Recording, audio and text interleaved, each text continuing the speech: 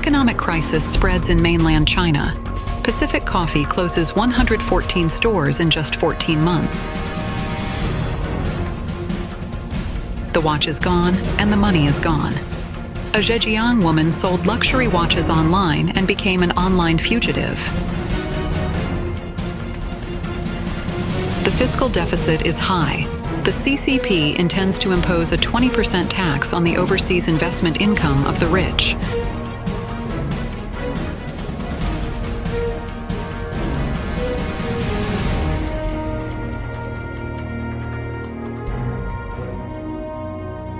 According to data from the catering data query platform Xi'an, since August 2023, in the 14 months ending October 15th, the number of Pacific Coffee stores in the mainland has decreased by at least 114, leaving only 71 stores in the mainland.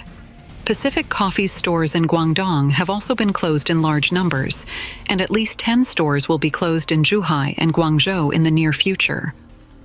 Pacific Coffee did not deny the rumors of a large number of store closures. According to the Southern Metropolis Daily, a relevant person in charge of Pacific Coffee responded on October 16th that in recent years, the mainland coffee industry has encountered greater market competition and challenges, and the adjustment of the number of Pacific Coffee stores in the mainland is a strategic and proactive choice. Pacific Coffee is one of the largest coffee chains in Hong Kong, founded in Hong Kong in 1992 by a couple from the United States. In 2010, China Resources Enterprise, a subsidiary of China Resources Group, a central enterprise of the Communist Party of China, acquired 80% of the equity of Pacific Coffee. At that time, the number of Pacific Coffee stores in Hong Kong was almost equal to that of Starbucks. After being incorporated into China Resources territory, Pacific Coffee entered the Chinese mainland market in April 2011 and opened its first store in Shanghai. In September 2012, the number of Pacific Coffee stores in the mainland exceeded 100. At the beginning of entering the mainland, Pacific Coffee mainly opened stores in Beijing, Shanghai, Guangzhou, and Shenzhen, focusing on boutique coffee with a unit price of around 30 yuan per customer, and the target consumer group was business people. By 2015, Pacific Coffee had become the coffee brand with the second largest number of stores in the mainland after Starbucks. However, after 3 years of epidemic lockdown, Pacific Coffee began to close stores drastically since the end of 2022. In 2023, mainland media reported that Pacific Coffee would be sold. According to the data from Xi'an, as of August 21, 2023, Pacific Coffee had only 309 stores in China, of which 123 were in Hong Kong and 185 were in the mainland. Based on the data from Xi'an and Dianping, as of October 16, 2024, Pacific Coffee has only 71 stores in the mainland, a reduction of 114 stores in 14 months. The watch is gone, and the money is gone. A Zhejiang woman sold luxury watches online and became an online fugitive. The local authorities of the Chinese Communist Party are in financial difficulties and have been seizing money through judicial means. Recently, after a woman in Zhejiang sold a second-hand luxury watch online and received payment, her account was frozen by the Guiyang Public Security Bureau, and she was listed as a person to be pursued online. Mainland lawyers analyzed that this was the Guiyang police illegally seizing money across provinces under the guise of justice. On October 15th, according to Mainland Dawan News, in February this year, Ms. Cao in Wenzhou, Zhejiang, listed a Rolex watch, purchased in 2022, for sale on the Xi'an second-hand trading platform, priced at 148,000 yuan, marked no bargaining. On June 21st this year, a buyer contacted Ms. Cao on the Xi'an platform to inquire about the transaction. The WeChat records provided by Ms. Cao showed that both parties agreed to deliver offline on the 23rd, and the buyer transferred 140,000 yuan and 8,000 yuan to Ms. Cao through a bank card and Alipay, respectively. However, on the night of the transfer, Ms. Cao found her bank card was frozen. The next day, Ms. Cao went to the Central Police Station of the Longwan branch of the Wenzhou Public Security Bureau to report the case, but was told she had been listed as an online fugitive by the Yunnan branch of the Guiyang Public Security Bureau. She said, "A victim in Yunnan reported being defrauded of 2 million yuan, and 140,000 yuan of that was transferred to my card, so this amount is considered involved in the case." After learning the reason, Ms. Cao submitted her case report, the decision letter filing her as a victim, the original online transaction chat records, video materials, and legal documents proving ownership of the Rolex watch to the Yunnan branch's handler via the local police, but no action was taken. On the morning of the 25th, Ms. Cao raised 140,000 yuan to return to the reporter in Guizhou, which allowed her online fugitive status to be removed and changed the compulsory measures to bail pending trial.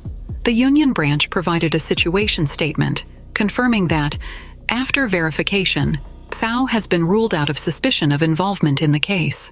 Ms. Cao questioned why, after the incident, both her watch and money were gone.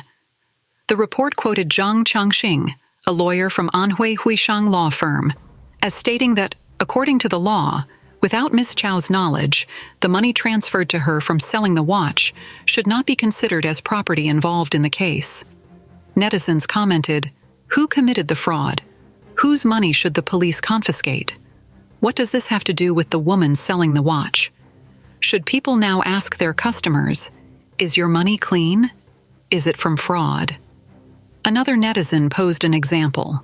If a fraudster uses their balance to buy a watch at Wang Fujing department store, should the general manager also be wanted, released on bail, and have their account frozen? If the fraudster buys food or groceries with that money, should they return it? Netizens accused the authorities of phishing enforcement. This is all phishing enforcement. Knowing the other party's account was suspicious, why didn't they freeze it beforehand instead of allowing the transfer and then wasting police resources tracking it down? What kind of logic is that? The police are acting like hooligans, and the people are truly suffering. Isn't this just deep-sea phishing? In recent years, local CCP authorities have been exhausting their finances and have increasingly used judicial means to seize corporate and personal assets. They have frozen accounts, arrested victims across provinces, and labeled them as criminals, which netizens have ridiculed as distant sea fishing. In some regions and counties in central, western, and northeastern China, where finances are tight, there have even been target amounts set for distant sea fishing by the local police, which is completely criminal. Since the second half of this year, this phenomenon has worsened. Alongside large enterprises, small businesses, individual traders, and private citizens have also been affected. Large transactions have led to accounts being frozen by police under the pretext of telecommunications fraud or cryptocurrency laundering. Searching on mainland platforms reveals many complaints. In some places, agencies specialize in negotiating with police in other regions on behalf of victims with frozen accounts. Once frozen, funds cannot be used.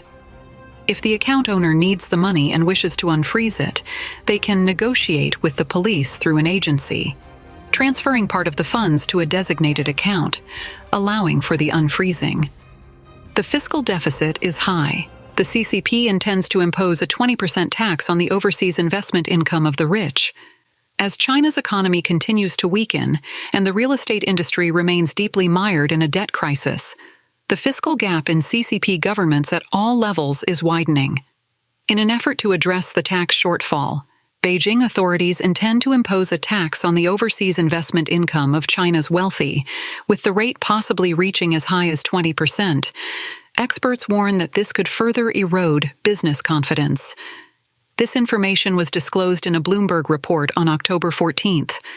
According to the report, sources familiar with the matter revealed that in recent months, tax authorities in several major cities have begun interviewing local wealthy individuals or holding meetings with them, asking them to assess their overseas investment income or potential tax liabilities, including taxes owed for previous years. Sources said that some locked Chinese wealthy individuals hold at least $10 million in offshore assets, and some of those interviewed are shareholders of publicly traded companies in Hong Kong or the United States. Some of them could face a tax of up to 20% on their investment income, and some may also face penalties for overdue payments. The report noted that, amid declining land sales and slowing economic growth, these measures highlight the urgency of expanding revenue sources for the Chinese government at all levels. This move also aligns with Xi Jinping's goal of achieving common prosperity. Public data shows that from January to August this year, the Chinese government's fiscal revenue was approximately 14.8 trillion yuan, down 2.6% compared to the same period last year. Tax revenue also fell 5.3%, while local government land revenue dropped by 25%. To fill the growing fiscal gap, local Chinese officials have become increasingly eager to collect taxes from companies. Bloomberg quoted Peter Ni, a partner and tax expert at Zhonglun law firm in Shanghai, as saying, "In the future, the enforcement of the personal income tax law will be stricter, and eventually, the offshore income of these high-income individuals will become a specific target for the tax authorities." Ye Weiming, vice chairman of Deloitte China, said, "China already has a treasure trove of CRS data, and the tax authorities can easily mine this data to find opportunities for taxation." He also noted that compared to corporate tax audits, the likelihood of Beijing authorities intensifying personal tax audits is increasing. Bloomberg sought comment from the Chinese Tax Bureau on this news, but they did not respond. According to public information, as early as 2018, Chinese authorities introduced new tax measures, aiming to use the Common Reporting Standard, CRS, an international global information sharing system designed to combat tax evasion, to tax the global income, including investment income, of Chinese residents. However, due to various factors, these measures have not been fully implemented until recently. Since the introduction of CRS, the Chinese government has automatically exchanged account information of tax residents with nearly 150 jurisdictions over the past 6 years. On the other hand, the number of Chinese wealthy individuals emigrating has surged in recent years. Since 2021, at least 1.2 million people have left China and immigrated to other countries.